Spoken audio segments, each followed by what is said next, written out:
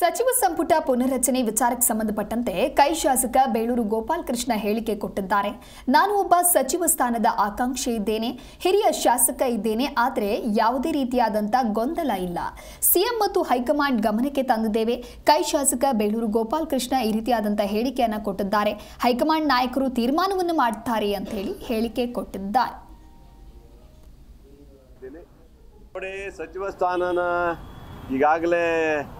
ಈಗಾಗಲೇ ಒಂದು ಸೃಷ್ಟಿ ಆಗ್ತಾ ಇದೆ, ರಾಜ್ಯದಲ್ಲಿ ಸುದ್ದಿಗಳಾಗ್ತಾ ಇದೆ. ಇದನ್ನು ಹೈಕಮಾಂಡು ಮತ್ತು ರಾಜ್ಯದ ನಾಯಕರುಗಳು ತೀರ್ಮಾನ ಮಾಡ್ತಾರೆ. ಅದರಿಂದ ನಾವು ಯಾವುದೇ ಗೊಂದಲ ಮಾಡಲಿಕ್ಕೆ ಹೋಗೋದಿಲ್ಲ. ಸಚಿವ ಸ್ಥಾನಕ್ಕೆ ಬೇಕು ಅನ್ನೋದ್ರಲ್ಲಿ ನಾನು ಒಬ್ಬ ಆಕಾಂಕ್ಷಿ ಇದ್ದೀನಿ, ಅದರಲ್ಲಿ ಎರಡು ಮಾತಿಲ್ಲ. ನಾನೇನು ಸನ್ಯಾಸಿ ಅಲ್ಲ.